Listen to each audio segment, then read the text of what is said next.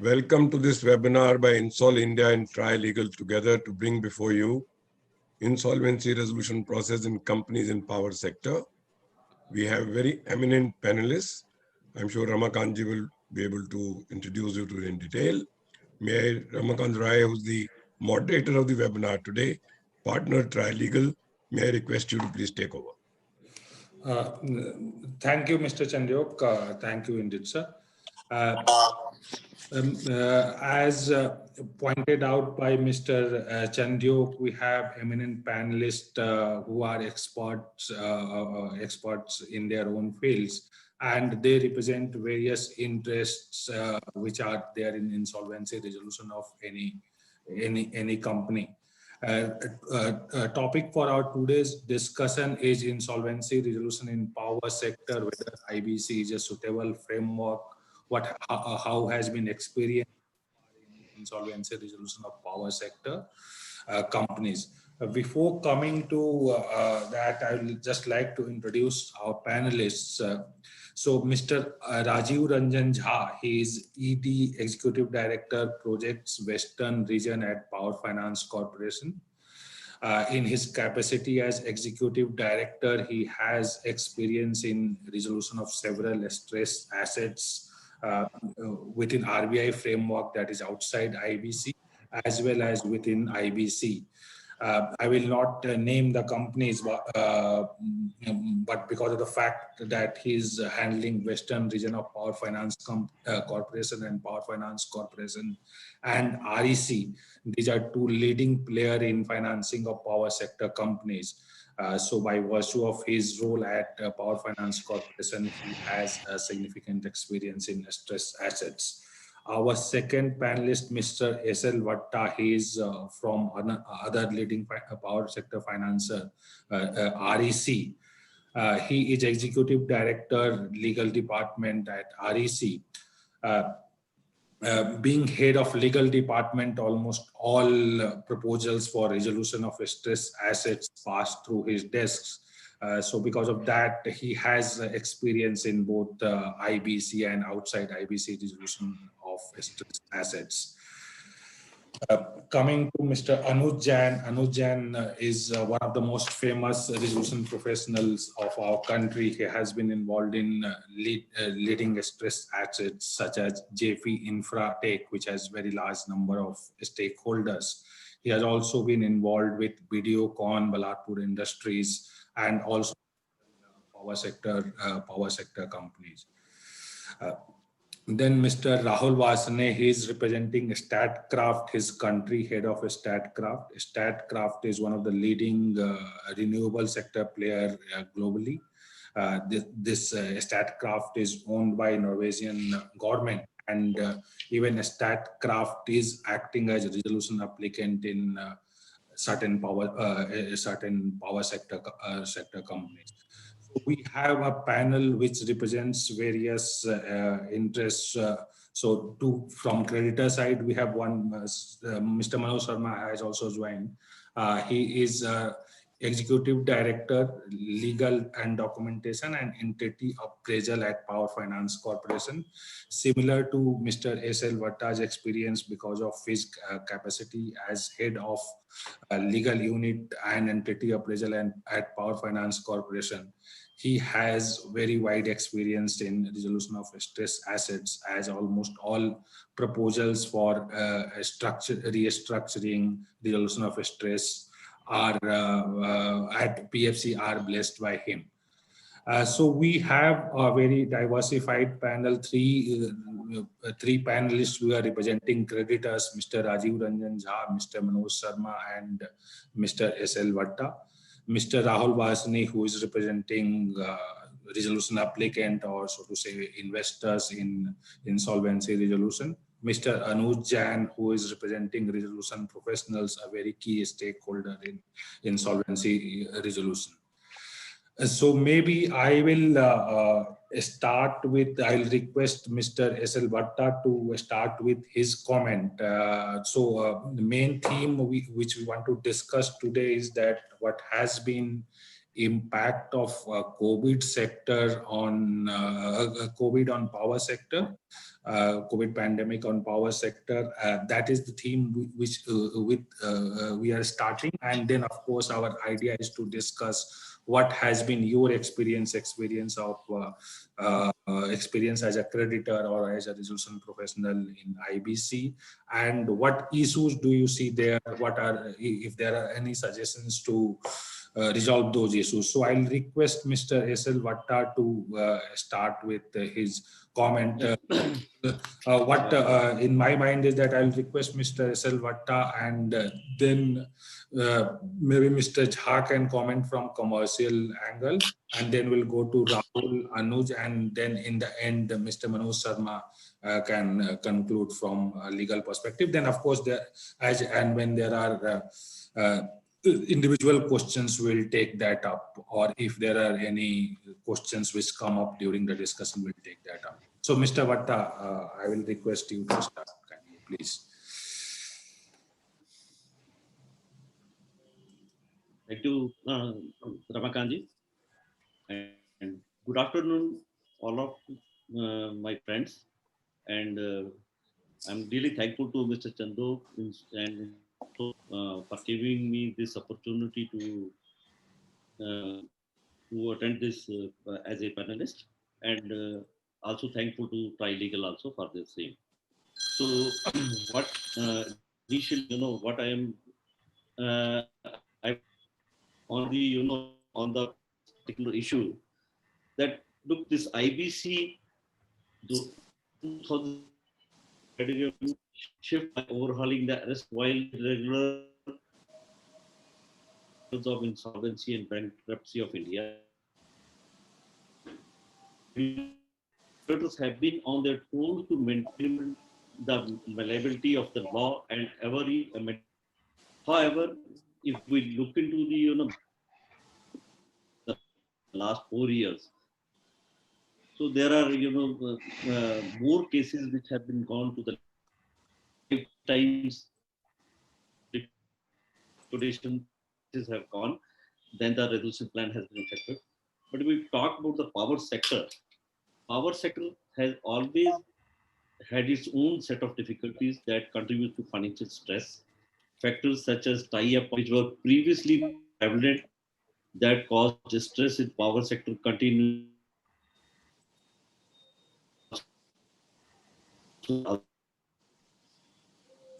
in front of us, how much they are reliable and how much. So there are interest in most insolvency resolution process, particularly in the power sector. There are not even enough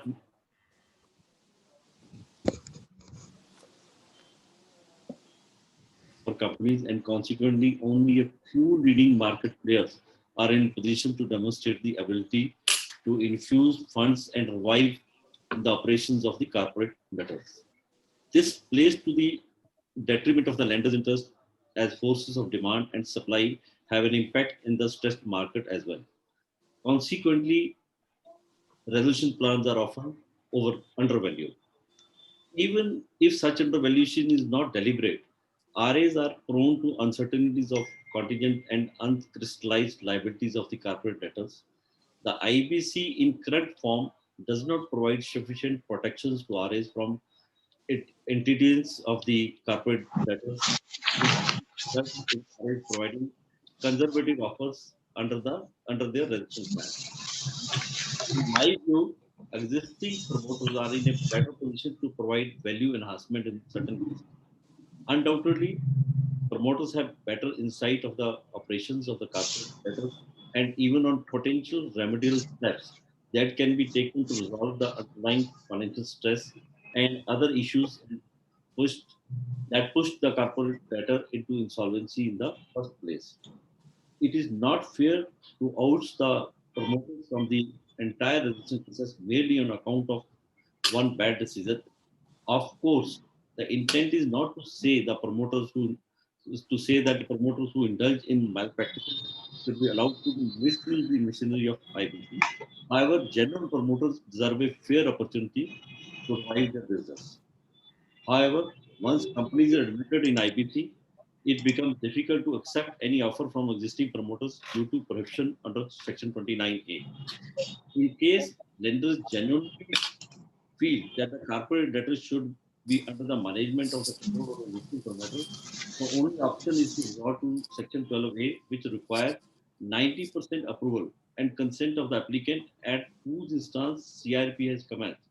Needless to add, approval of such high threshold is too ambitious and sometimes altogether impractical. It may be preferable to amend Section 12A and lower threshold to 75%.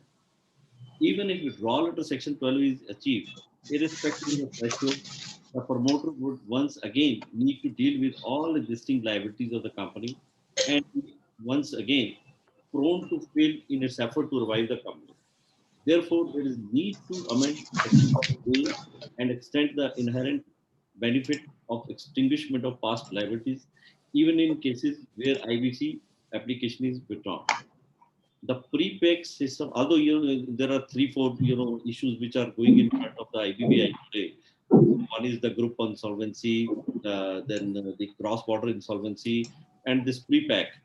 So I personally feel that the today in there is a news I have seen that MC has proposed for the pre-pack insolvency. So maybe in a very short time we'll see that the government may bring out some amendment. So as my personal feeling is that the pre-pack scheme would be a revolution in the Indian insolvency context. It involves hybrid approach of debtor in possession with creditor in control of the distressed corporate debtor while enjoying credibility of the court sanction. Pre-identification and negotiation with the potential investor without following the public auction process may be time and cost efficient. However, prepaid scheme would also not allow existing promoter to participate since it is being discussed that restriction under Section 29A would continue to apply. So the power sector has not been, completely insulated from the impact of the COVID-19, but impact of COVID-19 pandemic has not been felt in power sector as much as it did in the other sectors. We have received multiple requests even for the relief of moratorium and etc. Which REC and PFC and other lenders are also responding. So basically, in the power sector, if we really want to achieve the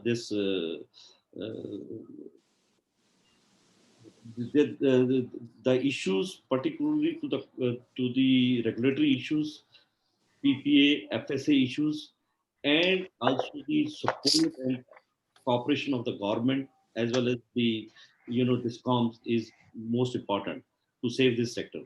Otherwise, the valuation and all that things which we are losing will continue to lose.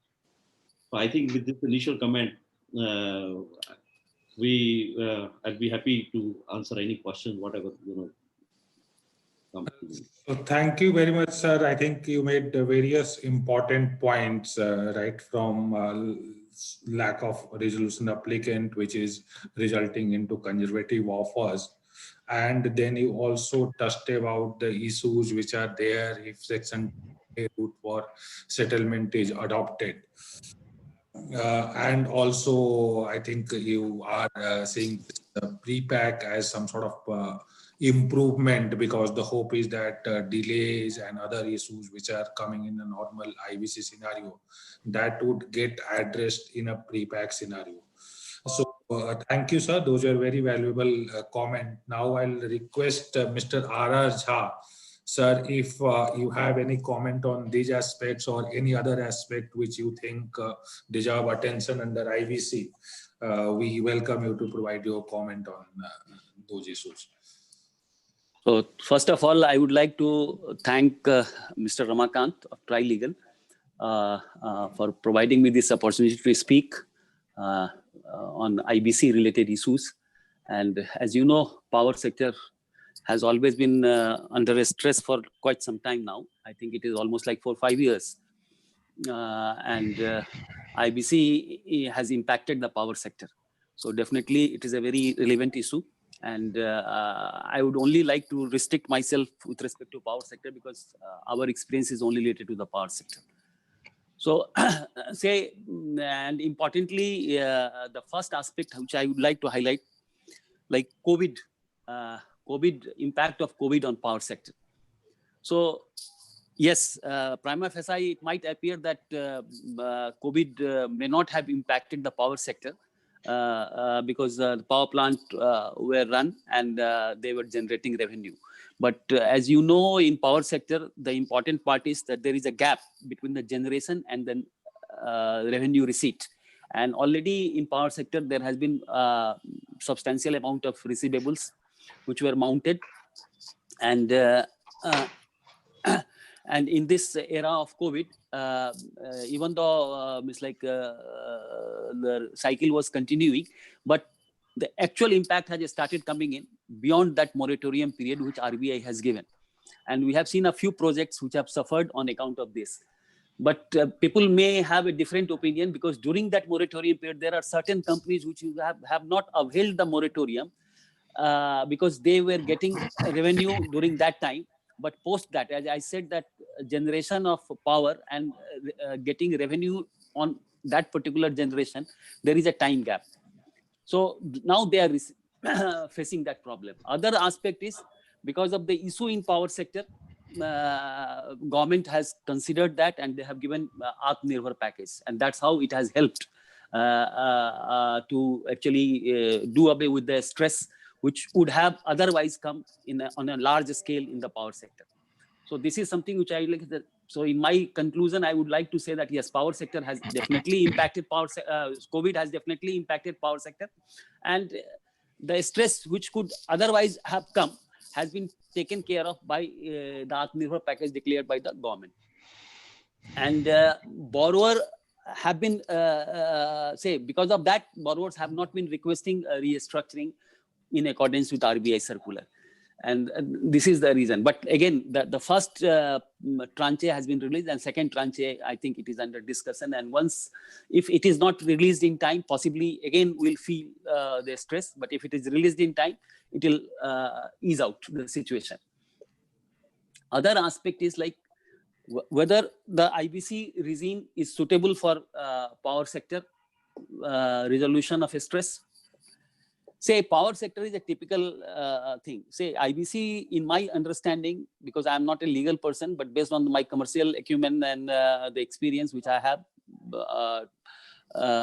in dealing with these kind of assets for last so many years, power sector is a different sector as compared to any other sector. And important thing is like IBC is meant for, in my understanding, is meant for settling the stress where the promoter has done some mischief, or there is some default on certain actions of promoter, or promoter are not managing their assets. And so if you go to IBC, the value is already there in that asset, and IBC, you can lenders can recover their value for that asset. But in power sector, the problem has been there right from the beginning. There is a problem with respect to, like, especially if I talk about coal-based power assets, coal supply, the quality and quantity of coal. And because of that, power plant, which has been assumed to perform at a desired level and with a cost of generation, which has been assumed at the time of conception, they are not doing that. Then there are issues with respect to receivables. The DISCOMs were supposed to give in 3 months time or 2 months time the money against the power which they receive from as per the PPA, power purchase agreement, which has been signed by the generator and the buyer. So that money is not coming. Then there are issues with respect to change in law. There are change in law provisions which are existing in PPA, and as per that, the cost is incurred at the very day when there has been change in the coal cost, freight cost, or any other change in law, statutory rate. But the recovery takes substantial time. It has to go through the ERC. So because of all this, the stress has crept into the power sector. And they are the generators and they are unable to recover that money, and it has created a situation where lenders are not getting their debt timely serviced. And under this situation, if you go to IBC, the problem is not getting solved in IBC. Problem would still remain. So therefore, the value of the asset, which was originally envisaged, it will come down. And that is why we are finding that power sector, unless and until these issues are sorted out, if you get these issues sorted out, possibly the value would improve in IBC when an power asset is taken to the IBC or NCLT. So the important thing is here to note that IBC, the valuation which we are getting in IBC is much less as compared to the original value envisaged. So it is something which is creating a lot of trouble for power sector lenders. So we feel that yes, there has to be some kind of modification which need to be put out. Otherwise, power sector lenders are finding it more convenient to settle or to go for resolution outside IBC. Now, regarding improving IBC regime, yes, we had certain suggestions, because we are also finding that even the admissions are taking a lot of time in IBC. And it is taking almost a year or even more than a year in some cases. So that is also not benefiting the process. So this is one aspect. And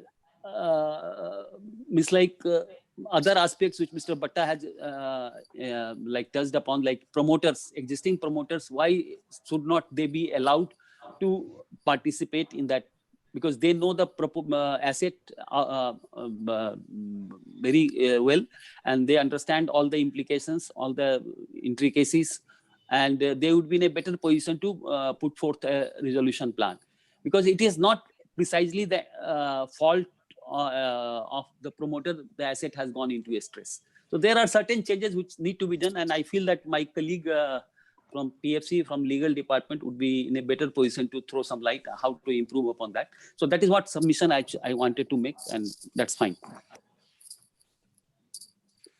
Thank you very much, sir. I think you made various valid points. One is that regarding the systemic issues which are there in the power sector itself, that distinguish it from other sectors, that same formula cannot be applied. So like you mentioned about ECRs, environmental clearance, and then also tying up of PPAs and FSAs, which were pointed out by Mr. Vatta. So those are, of course, systemic issues which need to be addressed, apart from addressing the concerns which are there in IBC, such as delays in adjudication at NCLT level.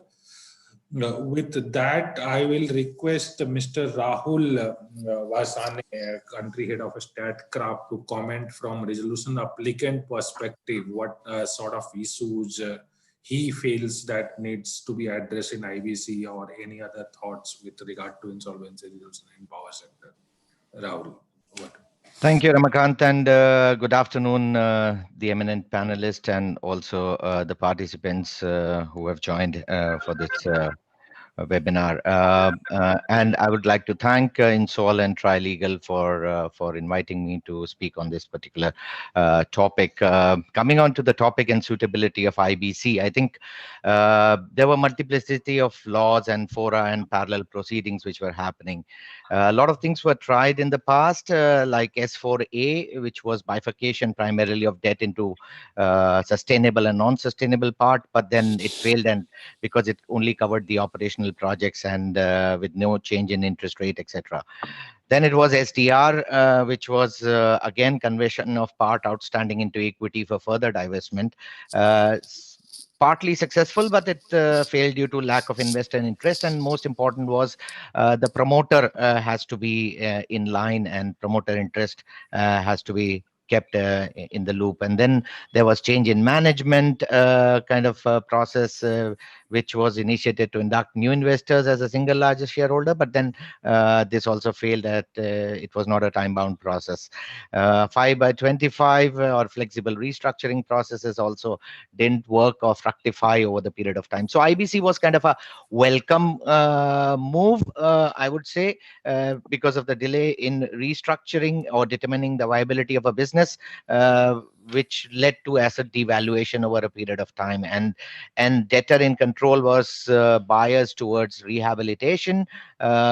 There were overburdened courts and significant control on the bureaucratic liquidators, and so there was a lack of collective approach, and that led to this kind of IBC process coming in and consolidating and amending existing law, which kind of brought a paradigm shift, I would call it, in terms of debtors in possession to creditors in control, as it is called. And insolvency test moved from erosion of net worth to payment of default. It was also time-bound reorganization and resolution and also liquidation process. But I think what is important is to think about the root cause which has led to the stress in the power sector. You are talking of a financial restructuring, while if the stress remains the same, you may not have a credible buyer or an industrial player who is willing to take those particular risks anymore. While the credit worthiness of that asset keeps on liquidating, it's important to kind of look and in any infrastructure project, whether it's power sector or others, time is of essence, and within our framework and the regulatory framework, the basic issues which emanated or which started off with the stress in the power sector was on the thermal side, coal block deallocation. Suddenly took away the fuel from the players, and for the hydro sector primarily it was the rigid implementation agreement, which did not consider other issues which led to regulatory or other regulatory issues, I would call it, which meant typically delay in approvals and clearances. I mean, one of the very lengthy processes and unpredictable processes, environmental and forest clearance, which led to significant delays in the project. And every single year of delay after financial closure is a stress to the banks and stress to the promoter. Licensing and permits was fairly complicated. We are moving from a regime of license Raj, and delicensing has still not happened, and a lot of control happens at various ends, and that causes a lot of stress. Sorry, there's a lot of noise coming. Land acquisition was another one. Logistical challenges. Yeah, thank you. So land acquisition was another one. Logistical challenges was also one of the root causes of delays. You have infrastructure projects at remote location where there is no road, and you have to build typically 150 kilometers of road, which is kind of promised, but it's not built over a period of time, which causes further delays. R&R policies and these delays resulted in cost and time overrun, resulting in disputes with contractors and further delays. If you have contractor disputes, it kind of leads to an impasse, and further resolving these disputes will further cause delays. So all in all, this was more on the construction side or the cost side or the capex side, where there was stress this led to the stress in the power sector. But there was also significant revenue related stress in the power sector. Lack of PPA with the discom, suddenly new wave of renewable energy coming in, a disruptive kind of regime with the solar and wind taking more prominence and also reducing in cost, led to that technology being more favorable, and thermal and hydro became more taken as a backseat. And also a green shift led to thermal further taking a backseat, and since they were at higher cost, there were lack of PPAs and willingness from discom to buy. Although there were cost plus regimes or regimes where PPAs would be taken by the distribution companies, but it never fructified in principle. And there were like a time when private trading companies were kind of issuing PPAs, which was not really the way it was meant to happen. So also the regulated market was expected to be deregulated, but didn't happen over a period of time, and that has also caused stress.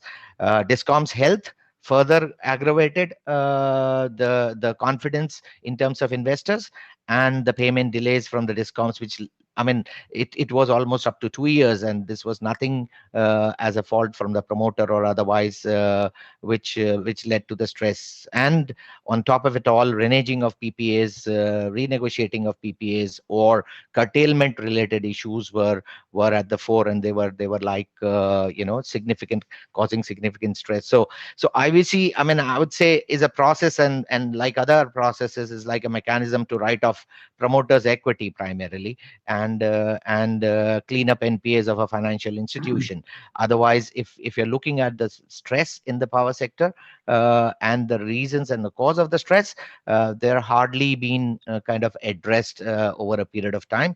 And therefore, my belief is that that's the main reason of lack of investor or buyers confidence in any of these particular processes, and there are very little buyers available in the market. So that's one point, and that's just the last point from my side, is significant delays are there in terms of resolving stress asset, and the more time it takes, the more it deteriorates in terms of quality. So the stressed asset further gets lower valuation over the day. So every single day lost is every which you will get a lower valuation, both for the debtors and the creditors.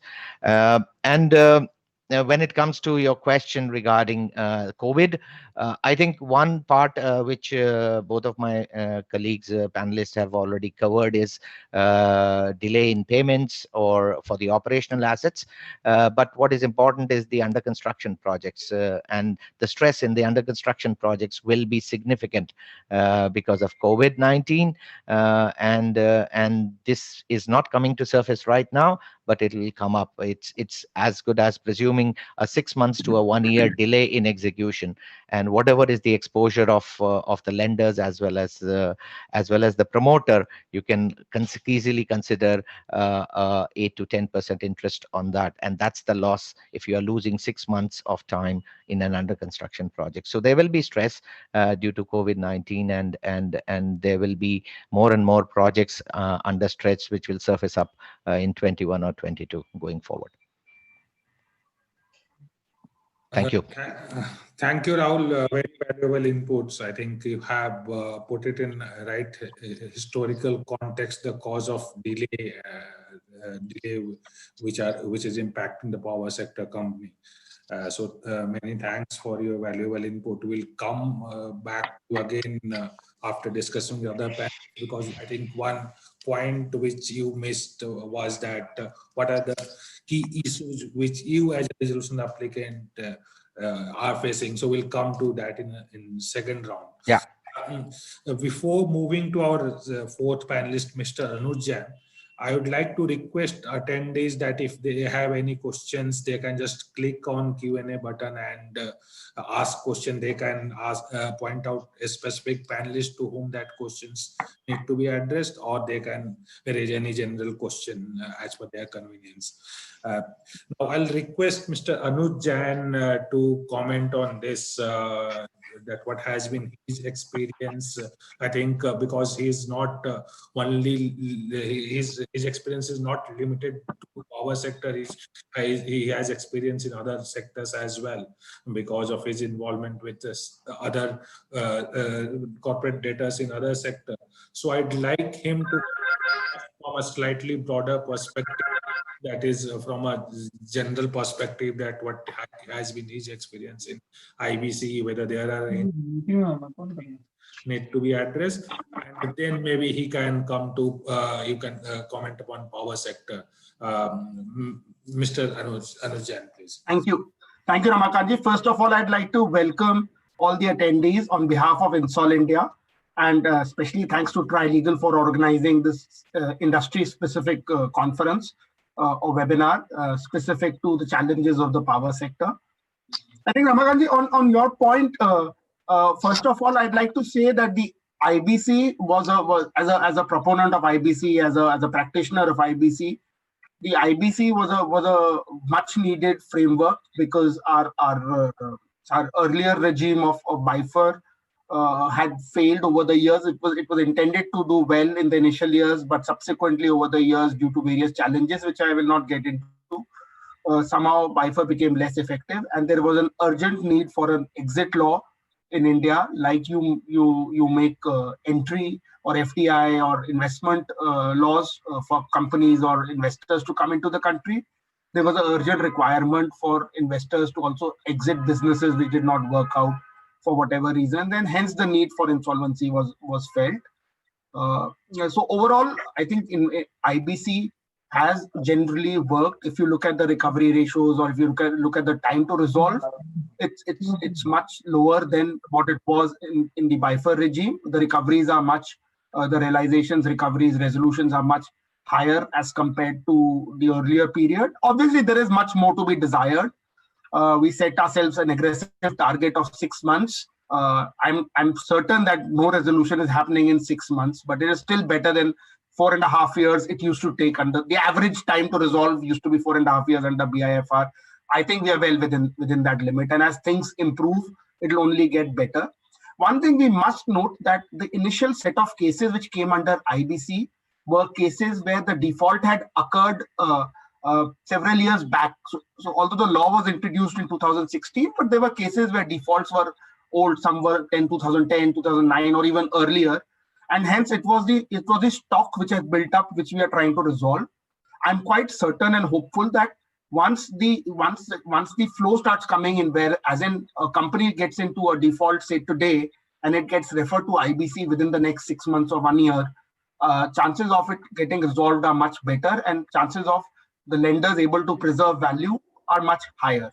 So what we are trying to look at is our experience of historical stock versus what it is expected to deliver on a flowing basis, on a going forward basis.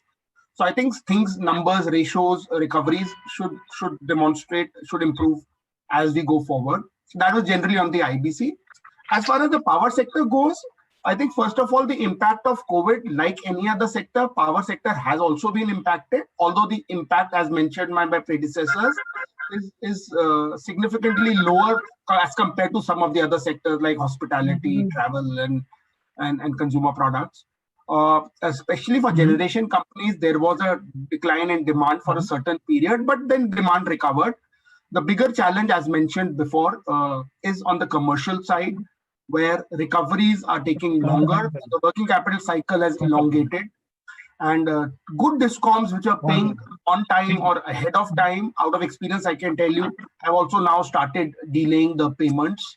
That is because they had to give a moratorium, or they did not receive payments from a lot of their customers, and hence the entire domino effect takes place. So commercial risk is something which is there right now, but we need to be careful because it might only aggravate. I think the first package of Atmanirbhar Bharat, they did help, where funds were released to discoms for onward payments to generators. But as Jhaza mentioned before me, that this thing needs to continue, and we need to ensure that working capital cycle for the entire sector does not elongate because of the COVID crisis. That was one big impact of the COVID we saw. Again, on the power sector, typically the challenges are more on the thermal side. I don't think the renewable energy or solar or wind have got affected that much. The bigger challenge that we face are on the thermal side, so that needs to be addressed. Commercial risk is one. Then the generation side also was less impacted. The distribution or the discoms are the one which was impacted. On power sector, again, insolvencies in general, power sector faces the challenges of all the challenges of a highly regulated industry, more so in power, because here the sale is also regulated, the purchase is also regulated. So when you buy coal, and I'm talking about thermal per se, when you buy coal, that's also regulated. When you sell energy, the tariff is regulated. The buyers are generally state discoms. Those are regulated. So it becomes even more challenging. Then some of the other challenges that power sector faces is there is no certainty on regulations. So regulatory flip-flop happens. Getting confirmation from courts on matters of dispute, commercial dispute, takes long. There is no certainty. You cannot predict the outcome. especially on tariff matters or EARC matters. That becomes a challenge. Then cost of capital is very high. Typically, there are very few institutions like PFC, REC who are specialized lenders meant for power sector. Otherwise, generally banks try and lend to power sector. However, their assessment models are more geared up towards general industrial lending.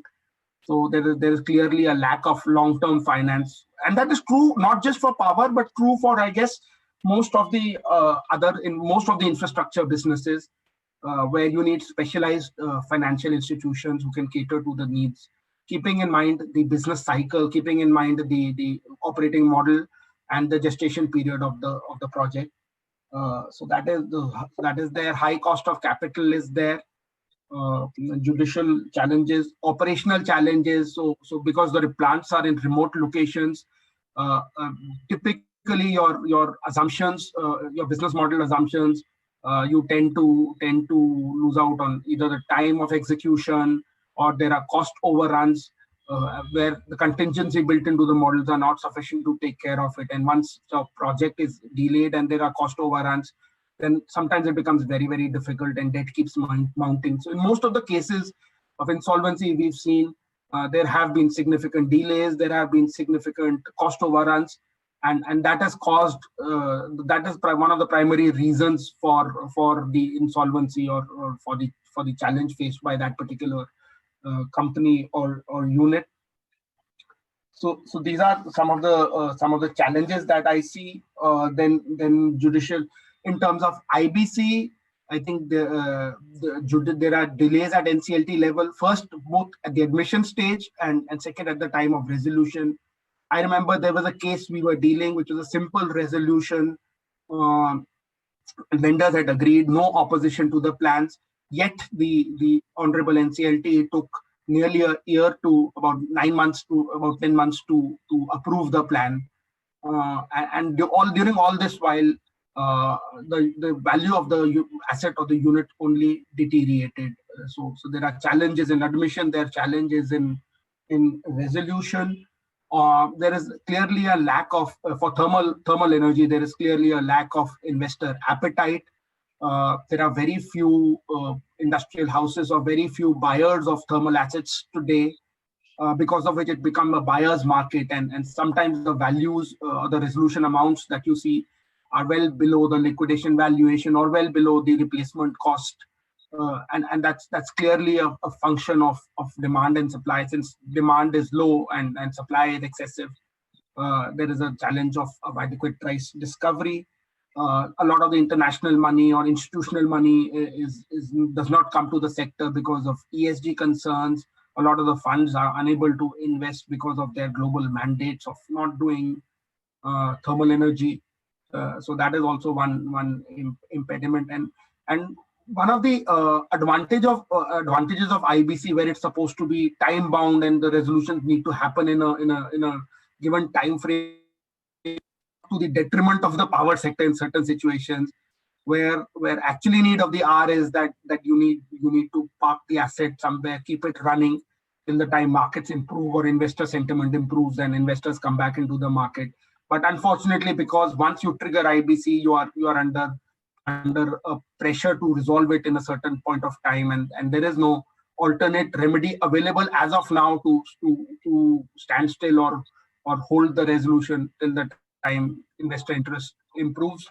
So that is specific to few assets which are running, operating. However, there's lack of buyer interest in the thermal side.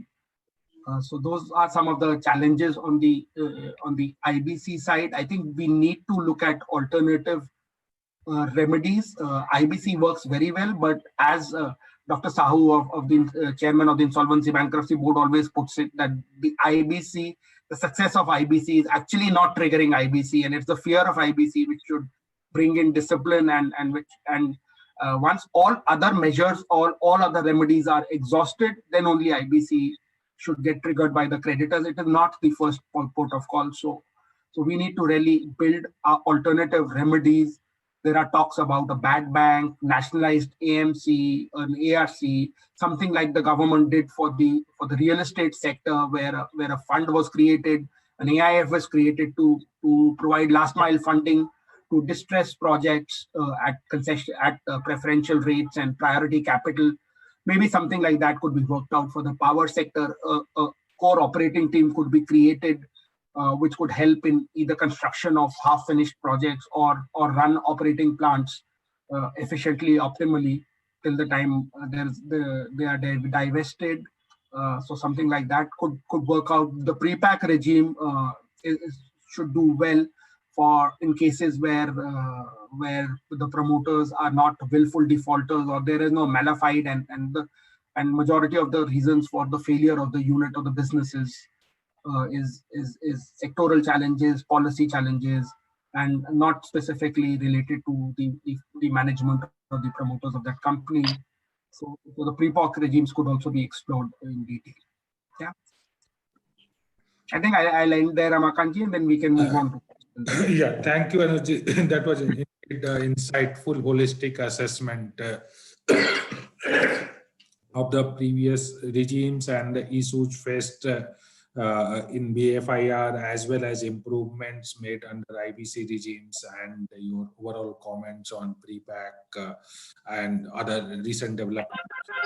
So I think that was a holistic assessment. Now I will request Mr. Manoj Sharma, Executive Director at the PFC, to provide his comments on the impact of COVID. Sir, you can follow the sequence you like, but the broad theme is that what has been the impact of COVID on the sector? What are the issues which you think are being faced in IBC resolution? And any suggestions from your side to improve, to resolve those issues? So over to you. Yeah, thank you, Ramakanji. Good morning, everyone. It's my pleasure to be here this morning with all the participants. I would say the COVID has its own impact on power sector also. Power sector was not immune from that, because if you look at power sector, and for that matter, any other business, primarily if there is a demand and there is a recovery, then the cycle runs smoothly. Because of COVID, there was disruption in the demand available for electricity generation. Subsequent to that, there was liquidation scheme introduced by the government, realizing that the recovery was not happening. So these two have contributed to the power sector also. And that, I think, was a major reason played when the government said that for some time, the new cases cannot be taken to NCLT for admission. Apart from that, I would also say that like we have to appreciate the requirement of IBC or the existence of IBC in a historical context, as brought out by the panelists earlier also. I see this as a major change in the way we were looking at the power sector. Earlier, the power sector was highly regulated, so the prices that we were able to recover through the tariff fixed was also in a way relevant. How do we see the valuation of assets? Now when we move away from regulated to suddenly a market where the prices would be determined by market forces, the developers that are the new players that are coming in, they also want to have some margin available with them.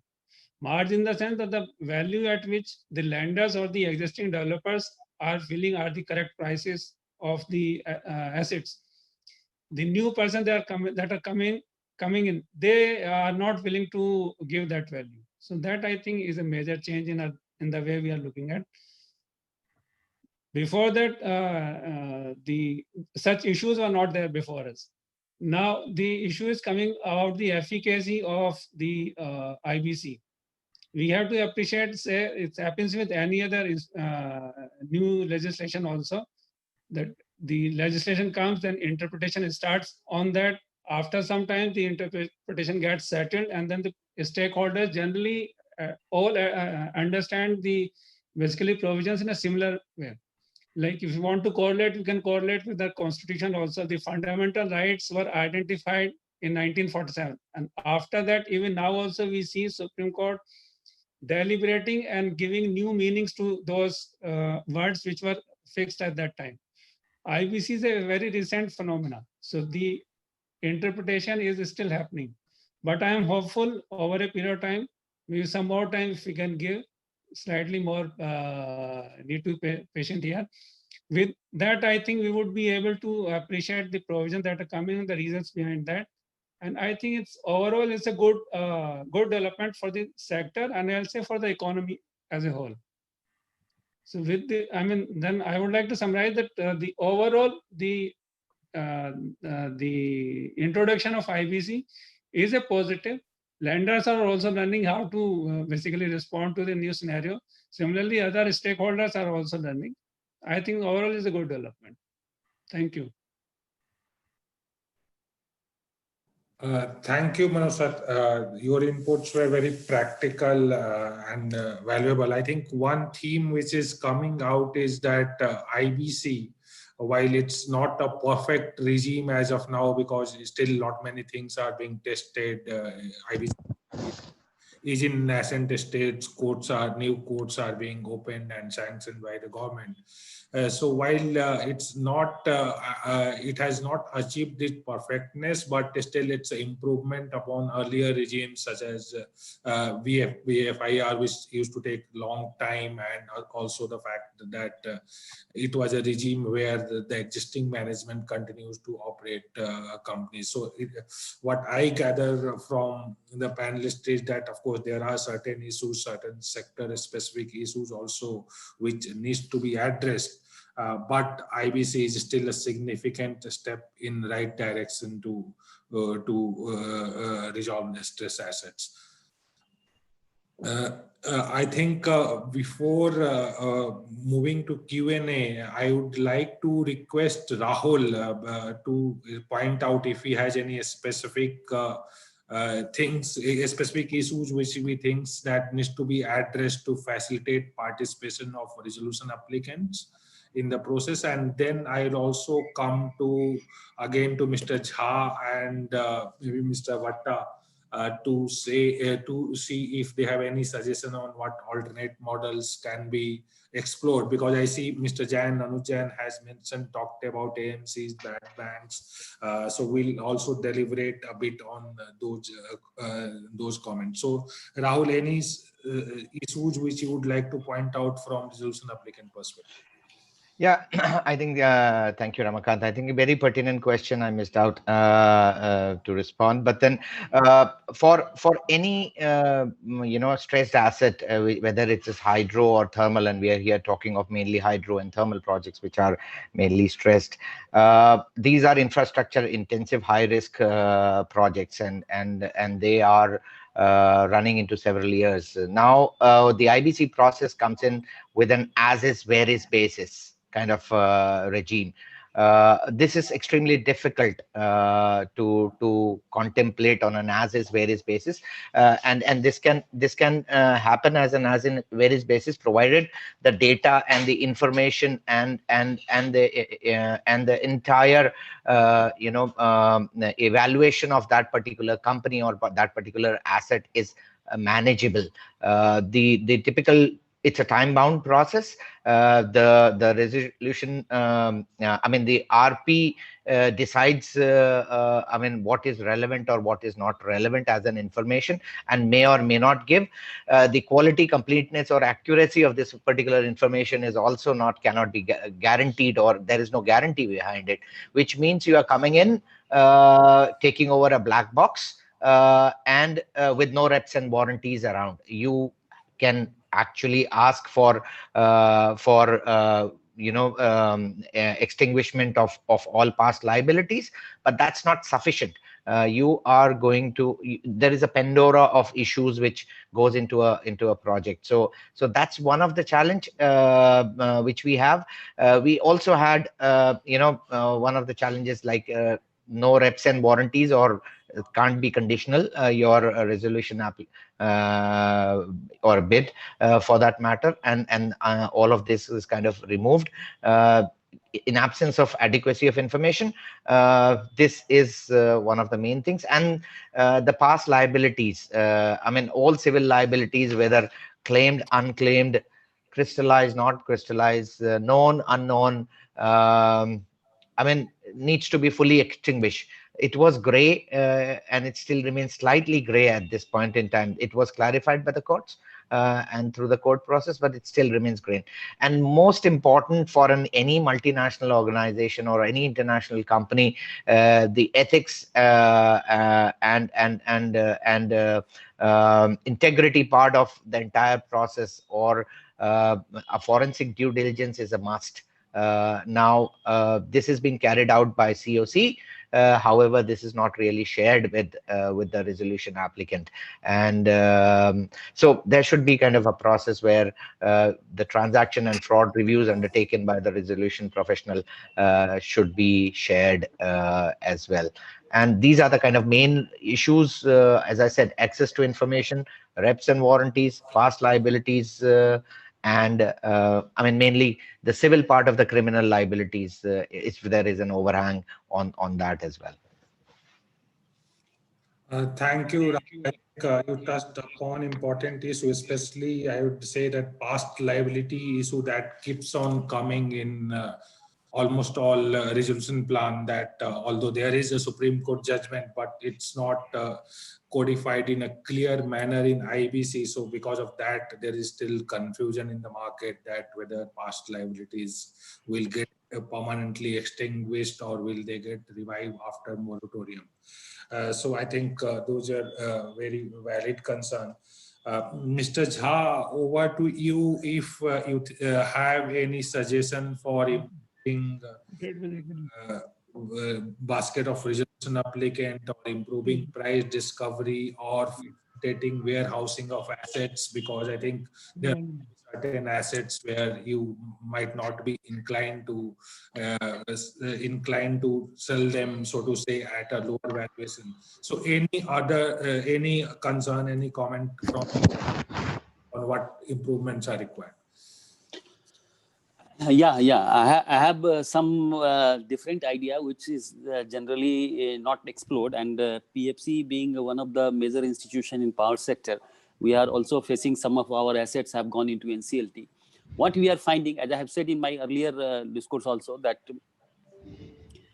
the issue in the power sector, unless and until those issues are sorted out, I think government is taking due care. Of late, there have been several instances of rectifying some of the issues. But unless until those issues are sorted out, the valuation in NCLT for power sector assets, it will be difficult to realize. And that's how it has happened, and that's how there are not much of the bidders or prospective resolution applicants who are actually putting their bid. So effectively, I always feel I am of the strong view that power assets in India are good assets, absolutely good assets. But because of the issues in the power sector, primarily, I would not say entirely, primarily they have gone into stress. And now once those reasons or causes which have led to this stress are not removed, the valuation is difficult to come by. But we are in the process of like government with their notifications, even regulatory commissions, they are trying to remove those. So it will take a while before these things will be sorted out. But the assets which have gone to NCLT, there are two type of approach which are being taken by the resolution applicant, which are actually coming to the NCLT. One is that, yes, there are reasons, and those reasons are not there, so they are quoting less. And they are also feeling that, yes, whatever is our return, like a power sector asset which is already under stress, the resolution applicant is thinking that they should earn something like 20 to 25% return on their investment when they bid. So that is also very ridiculous. So what I feel that as per the present practice which is there in NCLT, that if the value which is being offered by the prospective resolution applicant in their bids, if it is good, and whosoever is the highest, generally lenders go with that. But in power sector, we have observed that sometimes it is much lower than the liquidation value. And as I said also earlier, that either the promoters know the actual worth, the outgoing promoters, which is not actually like a willful defaulter, or it is not with the malified intent of the outgoing promoters. the asset has gone into a stress, but they know in and out of that asset what is the strength, what is the weakness of that asset, and so are the lenders. Lenders are also well aware what is the value, actual value of this asset. So in my opinion, what I feel, if the resolution applicant is putting a bid with an intent of earning some kind of ridiculous return on their investment, and they are quoting a ridiculously low value, then lenders should also be given an opportunity to take these assets out of NCLT based on a resolution plan given by them. Because they feel, and this is quite true for an operating asset. It's not for an asset under construction, but it's definitely thought can be given like an operating asset. An operating asset which is like generating a satisfactory EBITDA level, lenders should be allowed to take it out if they are not getting a good bid from the prospective resolution applicant who have submitted their bids. And they should run it through some kind of structure, because as our other co-panelists have explained, that IBC is under evolution and it will require a lot of changes to make it more effective, to make it more like trustworthy, and lenders should get recovery also, a better recovery. There are certain changes, and I feel that this change is also one of the changes which must be thought about. That if the value which is not coming forward in the NCLT, then lenders, if they feel that they can take this asset out of NCLT with a value higher than what the resolution applicant, which is the highest bid which has come to the NCLT or resolution applicant has given in their bids, they can give that offer and take it, run it, and as and when the situation improves, or as and when the regions causing stress are removed by the government or various actions by the different stakeholders, then there would be actual value which can be realized, then lenders can sell it off through some competitive bid process or some acceptable process, and they can recover their money. Primarily, lenders are not in the business of running the power plant, but the value recovery is also equally important. So this is something which I feel that I have been finding that in NCLT of late, the bids which are coming, which is much lower than the fair value, and even sometimes lower than the liquidation value. So there has to be some way out thought of to overcome such kind of issues, to see that we actually resolve the stress asset in such a way that actually it gives value, not that just for the heck of it, we go and get it resolved under NCLT. That is what I wanted to submit. Sir, it's a very important and innovative solution which you have talked about, which you mentioned that in completed projects, maybe lenders should be given an opportunity, or lenders should come together and they can take it and warehouse that company for some time until the true price is discovered. So I think a very valuable solution and that I think maybe you as leading lenders, PFC and REC, can try to implement in certain cases, because as we see that there might not be any legal impediments, although there are no legal encouragements, which I think is the need of the hour to especially provide for such, especially accommodate such innovative framework. Because at the end of the day, this is serving what was IBC was intended to achieve. This is achieving that particular stressed account is resolved by takeover by lenders.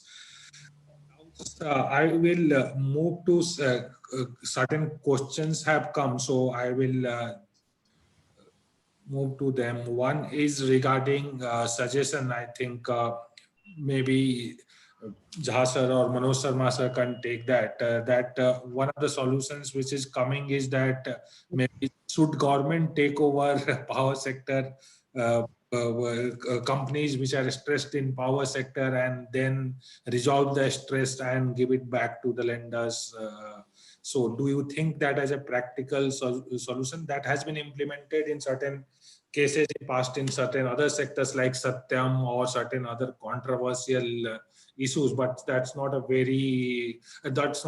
solution which has been commonly implemented. It's a very rare solution. But do you think is there any value in that kind of approach, government taking over and then resolving stress? Is there appetite also maybe from that perspective, sir? Say, by my understanding, say Satyam and other assets is a one-off case kind of thing. It is not a general. And when we talk about power sector in general, especially coal-based power stations are under stress. And we have already talked about the regions which have led to the stress.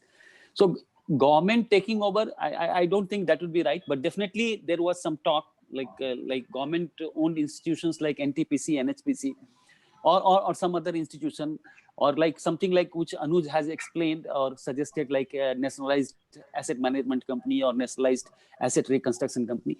But there are such, because say these things need to be deliberated over a long period of time, and it requires a longer deliberation before, because there was a talk by SBI also to put a AMC or ARC in place, wherein some banks would put in their stakes, including PFC, REC, and PGCIL. Everybody would put some stake, and they will take over these stress assets, because the power assets are not getting their fair value in NCLT, and we know the reasons. So till the time this atmosphere or investment approval environment is not improved, those assets can be managed by those AMC or ARC. And as and when the situation improves, because we also feel that the demand is expected to go up. Right now, it is more or less constant, but the kind of economy which we are thinking of, or which our Honorable Prime Minister is contemplating, that India would be a much larger economy. And because of unfortunate incident like COVID, etc., it has been there has been some pushback. But of course, if it has to go up, then power demand also will go up. And at that time, these assets would be worth valuing, because coal assets require a long gestation period, and overnight it can't be put up. So these assets at that time would have a much higher value. So till that time, these assets can be managed by those AMC or ARC. And as and when situation improves, there will be buyers, and then at that time it can be sold off. But government taking over, I don't feel that will be the right approach. And maybe, sir, before we move to other panelists and other queries, there's a related query that warehousing is for short duration. So do we see market for thermal assets after going forward 2-3 years down the line? So this is coming in the, I think, in the context of your comments that whether if were to take over, whether exit would be possible after 2-3 years. We all know there is a different requirement of coal-based power station in the energy sector compared to renewable energy. And of late, people are of this opinion that only renewable energy should be encouraged. Yeah, this should be encouraged because it has got its own benefits of no carbon footprint and the climatic requirement and other things. But at the same time, there is definitely a requirement of fossil fuel-based power stations which are working as a base load station. If you want to have a higher growth, definitely industrialization is also required. And for those industry, you require base load station. And we know that in India, around 35,000 megawatt of coal-based power stations which have completed more than 30-35 years. They are required to be phased out. Once you phase them out, then you require additional capacity of coal. Because renewable energy, solar and wind, they can't substitute base load station. And they can't work as a base load station unless and until we find energy storage, which is cost competitive and it is a viable proposition. Then only there could be some replacement of coal-based power station with the renewable energy. Till that time, which I feel, and other thing is limiting factor for renewable energy development is your transmission and distribution. Because you need to have a equal balance for your base load station, proportionate balance of base load station and your renewable energy power stations. So in my understanding, because those older power stations, coal-based power stations are not efficient one, and they are leaving a larger coal carbon footprint as compared to near power stations, which consume much less coal. So they need to be replaced by them. So definitely, in my understanding, there will be a requirement, and these power stations would definitely be required to run. Maybe it is not being seen right now, but maybe it will be required 2 year or 3 year down the line, which I also feel if industrialization is going to happen, and if economy requires that, if economy grows that, then there will be higher demand, and there will be some gap at that time between demand and supply. So if we are not trying to fall into that kind of supply deficit situation, definitely there will be requirement. Thank you, sir. Thank you. There is one question which I would request Anuj ji to take on. That do you think pre-packs would be helpful in the power sector? Yes. So Ramakant ji, very valid question. So short answer, I think yes. In cases where the cause of the stress is not the promoter or the management, but largely sectoral issues or regulatory issues, and there is no doubt on integrity of the management team and the promoters, I think pre-packs can work. Like Jasab mentioned, I also believe that a promoter who's put his sweat and blood in building the project, and who's invested in the project both emotionally, mentally, and financially, knows the real value of the project. Today may not be an opportune time for the sector, but definitely things will improve. Demand is likely to go up. There is no new greenfield capacity being added. So I think a second chance can be given to promoters who are not willful defaulters, or there is no evidence of malafide. A second chance can be given, and they can also act as in the pre-pack regime, promoters bid and there are talks about a promoter's bid being challenged under the Swiss challenge mechanism, can act as a bulwark that the promoter gives the best value for the plant. It may not be fair value, but he gives the best value for the plant so that he doesn't get outbid by anybody else. And certain other safeguards can be put into the pre-pack regime. I think generally pre-packs should work. There have been few instances of large resolutions in the power sector under the June 6 framework or outside of IBC framework, which have been successful, which have worked in the past. And there is high likelihood that the pre-pack regime, having the blessings of the NCLT, blessings of the court, can work for the ecosystem, for the lenders, for investors, and the promoters. So my view is, however, a related part also is that along with the pre-packs, under the current IBC framework, I think few things which are causing a challenge in resolutions essentially is one, sometimes there is no resolution on the regulatory matters which are going on in court, say tariff-related matter or fuel-related matter. So that somewhere has to be addressed as part of the resolution. Sometimes the valid release and concessions are not given their due weight, both by the creditors committee and the NCLT, whereas certain release and concessions which are essentially required to make the unviable project a viable project need to be looked at in that light, and NCLTs need to work towards making sure that those releases are given. And lastly, I feel that a plant which has gone into NCLT and there is a change of promoter happening, there the governments need to be more considerate, and preference may be given in PPAs and FSAs, because we'll all realize that the value of the plant the bid value of the plant in an NCLT will always be generally is lower than replacement cost of a new plant, and hence the capital cost becomes lower, and government should look at it in a preferential manner in terms of giving new PPAs or FSAs, because capital cost is lower, which means eventually cost of energy will be lower and the consumers will benefit. So it has to be looked at it as a positive light, and once a company comes out of NCLT, it should be looked at on a clean slate, on a fresh platter, and like a new company, rather than some of the overhangs of the earlier company. Thank you, Anuj. So we will take two more questions before we close, because our time is also almost over now. So I'll request, there's one question regarding delay at NCLT level, and what all can be done, or what are the suggestions to improve that. So maybe I will request the heads of legal department of to lenders, PFC and REC to comment on that. Mr. Manoj Sharma sir, any comment from your side, what can be done to address delay? Also in cases where lenders have approved resolution plan, but that approval of resolution plan at NCLT level is leading into delays. So any suggestion for that sort of scenario? Yeah, we have to appreciate the reasons or the factors that are contributing to the delays. One is the time taken in the COC about deciding that which one is a better value bid. Other is the litigation that are happening at the NCLT, and third is the time taken by the NCLT itself. So broadly, we have to appreciate these are the factors that are contributing. We have to find some mechanism where the bids are designed in a manner.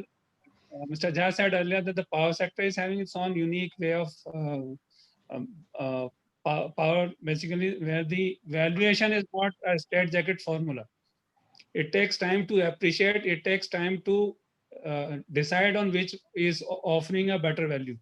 So still, we have to work on how do we improve upon the way the bid is coming. Secondly, if we can put some timeline for the lenders who are participating in the COC, whether they should be allowed to litigate at NCLT, and then how much time NCLT should be allowed to adjudicate to basically give its approval of the plan. So this we have to submit. Then secondly, the other issue that we can also suggest is that if we can have more NCLT benches, or we can have, say, the pre-pack would also be helping in timeline available. Broadly, I find these are the solutions that can work. Other other issue I think which is relevant is whether the liquidation value is serving the purpose for which it is introduced in the act. Say it is giving an exit value to the dissenting lenders. But when we find there is a big difference between the liquidation value and the value that is being offered by the new entrant. So the concept itself, there is a need to revisit the concept, that to what extent it is helping resolving the issues. If it is not, then if we cannot do away with entirely with the liquidation value, then there should be some semblance that should come in where the liquidation value is somewhat closer to the value that is being offered by the new bidders. This is what I would like to submit. Thank you very much, sir. Mr. Vatta, any comment from your side to address delay at NCLT level or at COC level, if you would like to point out any issues and solutions? So I think Ramakantji, the Manoj has mentioned, some of the, which we can take care. But at the same time, there is one very important thing which is coming to my mind, that the time gap when the COC gives the approval and the actual approval given by the NCLT, sometimes it is more than 6 months or even 1 year. And during this period, only the RP is who is looking after the affairs of the company. So my view is, and we recommended to through the ministry also in the last time also, that during this period, what should be the scenario? My suggestion is that once the COC gives the approval and plan is filed with the NCLT, within 1 week the NCLT should appoint some monitoring committee consisting of the resolution applicant and the lenders, and RP will work under that monitoring committee. Because what is happening, there are cases where it is more than 1 year has gone past, and RA has lost all his interest, and he's trying more efforts to come out of that plan instead of to take over that asset. So I think if bindingness is there from both the sides. It should be reflected by by this arrangement. It will be very helpful, and some obligations will be on the both the parties to to ensure that the affair of the companies continue well in time. And I will also like to add one or two points, which Jha has, well responded regarding the government, takeover. So my view, what he has said, I concur with the same things, but with the different words also, that the government should do its own part. That the PPA and FSA, or what are the discom obligations. If those things are fulfilled, continue to be fulfilled, or not, like even there are some state government who have tried to revoke the, like Andhra Pradesh tried to revoke some of the PPAs and all that. So if such scenario continue, the valuation in the sector will continue to decrease. So if the government continue to perform its obligation whatsoever, lenders thought, and they have in the best scenario they thought that these are the scenes where we are lending the money. So if they continue to fulfill that, I think still it will be much better.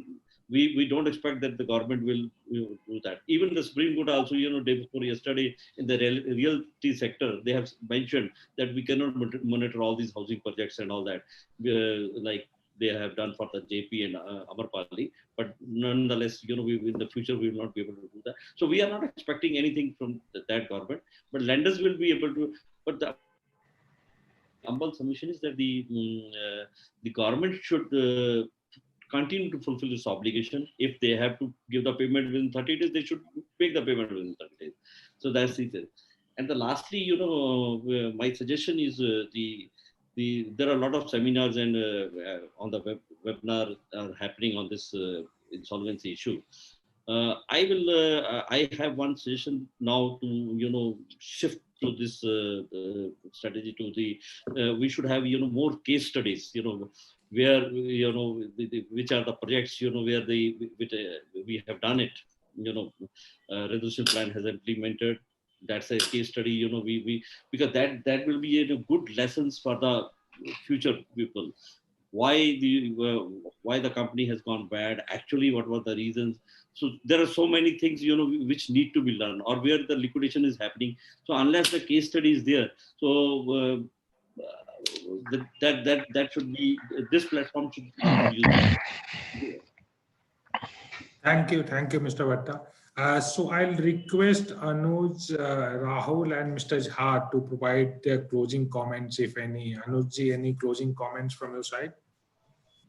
Yeah, so I think my only limited point is that power is a very unique sector, highly regulated industry. Current approach is that we are treating it like cancer, so we are amputating whatever has gone wrong with the sector. I completely agree with Jha Saab that demand is increasing, and the way economic progress or economic development is panned out, demand is likely to increase in a gradual manner. But since there will be no supply, no new greenfield coming for baseload thermal plants, there will be a situation where we'll be in a very difficult position, maybe 5 years, maybe 7 years, maybe 10 years down the line. So we have to be more considerate towards the sector. We have to look at solutions which will work. And whether in IBC or outside IBC, but alternate remedies need to be given, some kind of a mechanism where the current valuations which the investors are proposing need to be challenged by the existing lenders or by the existing stakeholders, so that you are as close as possible to the fair value. I'm not sure if all the time we will be able to get fair value of the assets, but at least get as close as possible to the fair valuation. Today, we are closer more to the liquidation valuation rather than the fair valuation. So I think we need to have a little bit more foresight in terms of developing our policies, our frameworks, our legislation, so that overall health of the sector doesn't deteriorate further from where it is. Yeah. Thank you, Anuj. Rahul, any closing comments from your side? No, I think IBC process is extremely welcome, and the reforms which has come in over the period of time is also good for power sector. I think It's early days, other than thermal and hydros, which are kind of in this particular sector. And even in hydro, the two resolutions which have happened successfully have been taken by the by NHPC, primarily the government-owned companies. So from that perspective, the interest in this particular sector, and you have to kind of consider again the technology and the complexity of that particular part. From the resolution perspective, this is fine, but then this is going to happen because of inefficiencies in the particular sector, and will continue to happen irrespective of promoter or who the promoter is. So therefore, it's valid to say that if it's required, then the existing promoter is able to kind of deliver, then should be given a chance as well, if the pricing is suitable, or if you get the right price for that particular asset. Having said that, the price or the fair market value is fairly a subjective question, and it's not really objective, given the stresses where you don't have long-term PPA, and therefore it's difficult to figure out what the price levels you can get.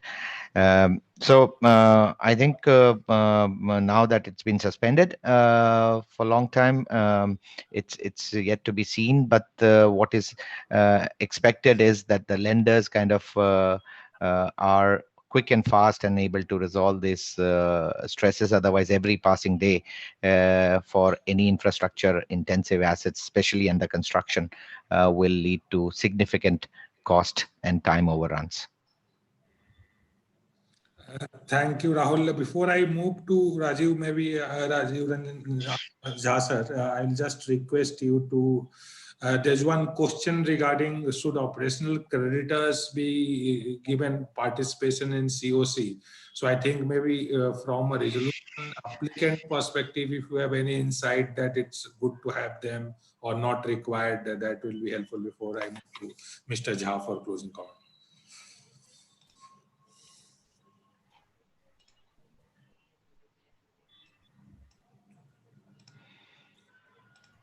Rahul, are you able to hear us? Yeah.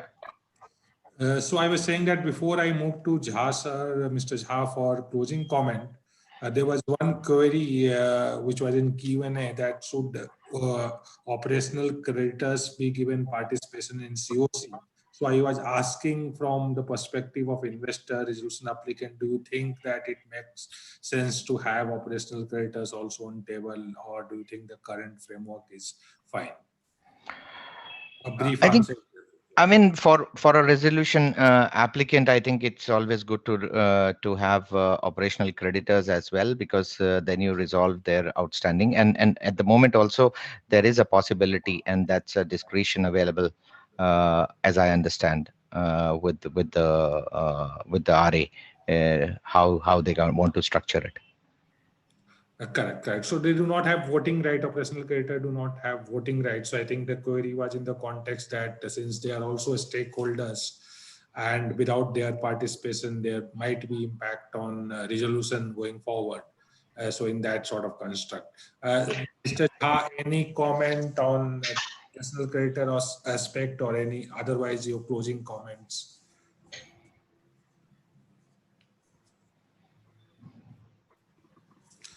Sir, you are on mute. Yes. Sir, you are on mute. Yeah. So whatever we have discussed today, deliberated today in this webinar, I am also agreeing with the fact that IBC is a great thing to have happened, and it has actually helped it has worked as a deterrent for making some kind of default unless there is no other way. People or the company would not like to make a default to the lender. So this is a very good thing. And other thing is that, yes, any new thing which our colleague Mr. Manoj has already explained, that any new thing would require a lot of evolution. It will happen it will also, IBC would also evolve with the passage of time, and depending upon the various requirement. And we are only, I think it is the third year which is running post enactment of IBC.